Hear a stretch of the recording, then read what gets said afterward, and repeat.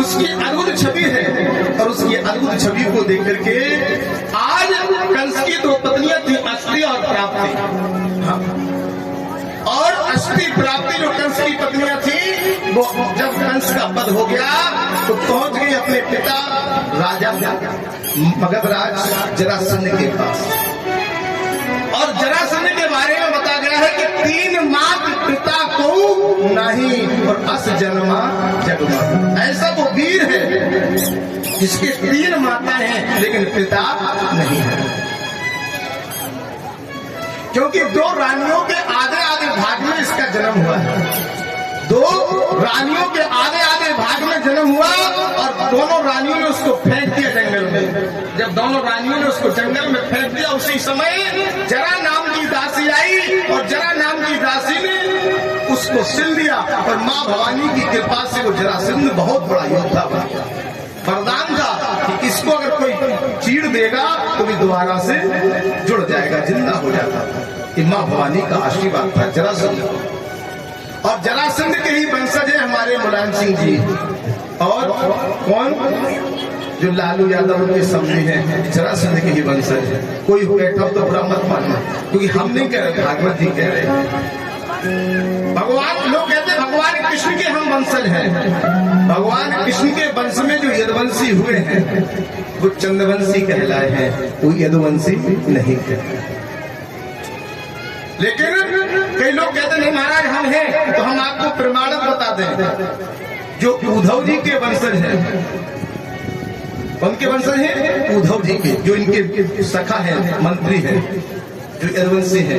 यदुवंशी कई प्रकार के होते हैं। कई आपके ग्वालियर क्षेत्र में हमने देखे, बोले कमरिया यादव है। जो कमरिया यादव है वो उद्धव जी के वंशज है। बोलो राधे राधे। और जो आपके बिहार में है वो जरासंध के वंशज है। और जो हमारे आगरा मथुरा में है वो किसके वंशज है? बलराम जी के वंशज है। और बलराम जी कृष्ण के बड़े भाई थे। कृष्ण ने अपने यदुवंशियों का तो कल्याण करा दिया था, लेकिन बलराम जी के जो पुत्र थे उनका परिवार आज भी हमारे आगरा और मथुरा में है। बोल रहा है आज इस प्रकार से मेरे गोविंद ने, मेरे परमात्मा ने बड़े सुंदर भाव से कहा। लेकिन बलराम में और कृष्ण में कोई अंतर नहीं है, दोनों एक ही है। तो अगर आप कृष्ण के भी वंशज बोल देते तो कोई दोष नहीं है। लेकिन बताया क्या गया है कि बलराम जी का परिवार सुरक्षित है। आज इस समय ऐसा मेरे गोविंद ने, श्याम सुंदर ने कहा अपने विचारों के तहत, लीलाधारी ने अपने लीला किया। अब तो जरासंध ने मथुरा के ऊपर आक्रमण कर दिया। और मथुरा के राजा कौन है? उग्रसेन। और जो वृद्धावस्था की ओर जा रहे हैं, सबसे पहले आक्रमण जब शरीर के ऊपर होता है तो आंख में मोतियाबिंद आ जाता है। सफेद केस मुखे पीपीला और चल डगमगी चाल। और ऐसे माता पिता को जो रोटी देने चाल। जो माता पिता वृद्धावस्था की ओर जा रहे हैं उनसे फिर सेवा की आशा न करो, उनकी सेवा करनी चाहिए। और जो लोग हमने देखा है, कई लोगों को खूब सेवा करवाओ तो फिर क्या करो, जब सेवा मिल जाए बोल रहा है। इसलिए मेरे गोविंद ने बड़े भाव से कहा, जरासंध ने जैसे आक्रमण किया, ये शरीर ही मथुरा है। क्या है ये शरीर? जो पहला आक्रमण जरासंध बुढ़ापा है। लड़क पल खेल में खोया, जवानी नींद में सोया, बुढ़ापा देख कर रोया। बोलो राधे राधे। हमारे महाराज जी कहते, महाराज आज के युग में लोग अगर सफेद किए सोजा सोता कर ले महाराज। हाँ, बड़े भाव से कहते, बोले टाई, बोले करिया बात हो गए, महाराज बैठे हैं। इसलिए गोविंद ने बड़े भाव से कहा। और आंखों में अगर मोतियाबिंद छा जाए तो चले जाएंगे 2 की जगह 4 आंखें लगवाए। इसमें बैठे, अब ज्यादा तो नहीं जा सका, पहली मुलाकात। 2 की जगह 4 आंखें लगवा ले, अब बताओ कहां से? लेकिन भगवान को भजन नहीं कर। भगवान ने बहुत 17 बार निवेदन किया, घुटने को, कमर को, आंखों को, नाक को, दांत को। जयपुर चले गए, 32 ही लगवाया। भगवान बोले जब तुम नहीं सुधर रहे तो हमने सीधी 2 बीमारी, एक कैंसर और एक हार्ट अटैक। बोले अब इसका ना इलाज, अब तुम भजन नहीं करोगे तो ना इलाज बीमारी हमने पैदा कर दी। बोलो राधे राधे। लगाओ तुम कितनी ज्यादा, डॉक्टर होशियार है कि भगवान होशियार है। आज उसी प्रकार से भगवान बैठे हैं। और जैसे और 17 बार आक्रमण में आज भगवान ने जरासंध को हरा दिया। 18वीं बार में जब काल आया, जब व्यक्ति का काल आता है तो भगवान कहते अब हम रक्षा, क्योंकि हम प्रकृति के नियम को नहीं तोड़ते। भगवान तुरंत रण छोड़ करके भाग गए। जहाँ देवासुर संग्राम में विजय प्राप्त किए हुए मेरे प्रभु मुचकुंद ऋषि सो रहे थे धौलपुर में। मुचकुंद गुफा में भगवान ने अपने मोर मुकुट को रखा। काल यवन को जोश आया, होश नहीं रहा, और जोश में इन्होंने पैर मारा।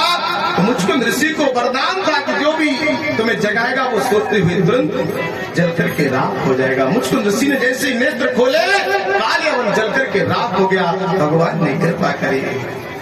आज समय आने पर विश्वकर्मा जी से कहा चलो अब मथुरा छोड़ करके हम दौर का बसा लेते हैं। द्वारकाधीश भगवान की। आज द्वारका में जाकर के बड़े भाव के साथ में प्रभु रहने लगे हैं। इधर कृष्ण बलराम आनंद से रह रहे हैं। और आज हमारे राजा है रेवत, और रेवत की पुत्री जिसका नाम है रेवती। और जिस माता पिता के पुत्री कन्या सयानी होती है उस माता पिता को चिंता होती है।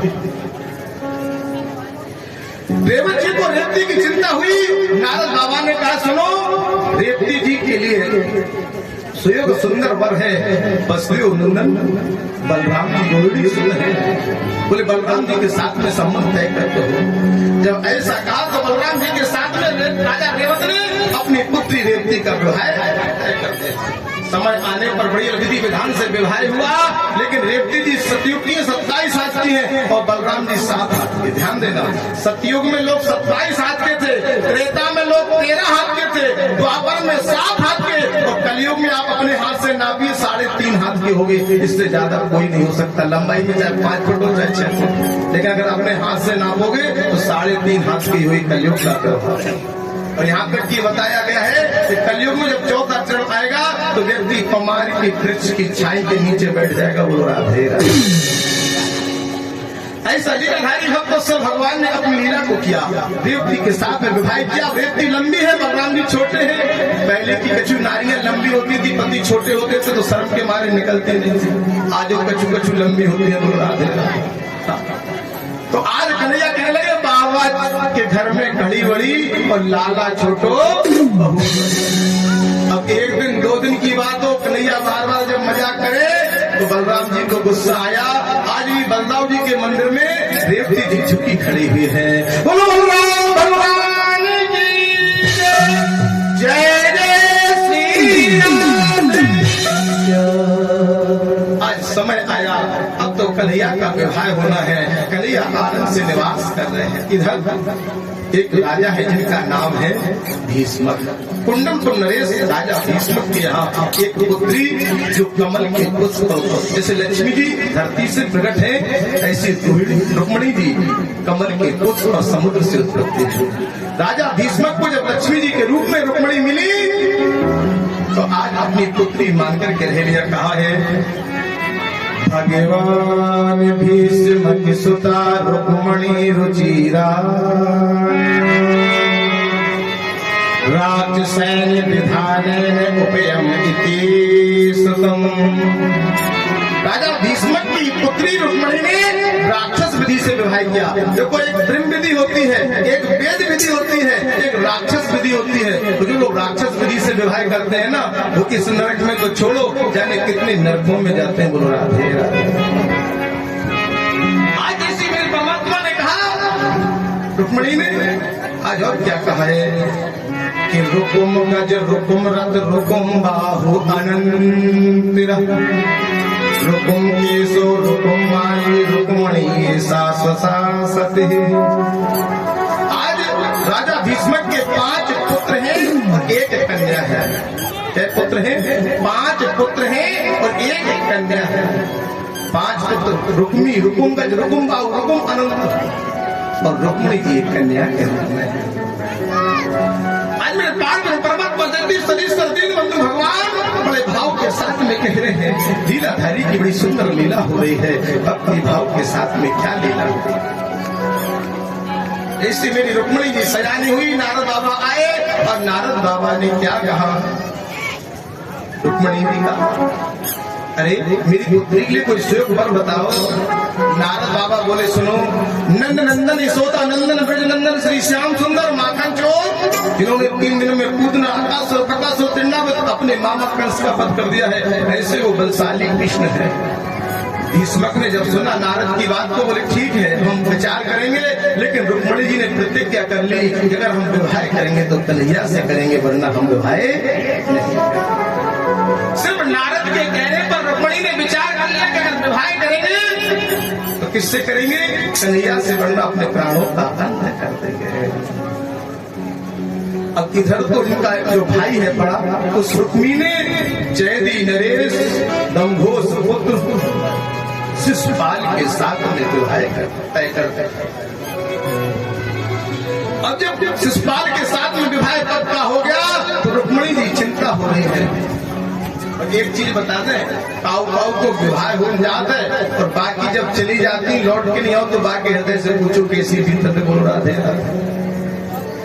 आज भगवान क्या लीला करने जा रहे हैं, जब शिशुपाल के साथ में विवाह पक्का हो और शिशुपाल के साथ में से विवाह पक्का हो गया, रुक्मणी कह रही प्रभु अगर नहीं आए तो हम प्राणों का अंत कर लेंगे, हम अपने प्राणों का अंत कर लेंगे।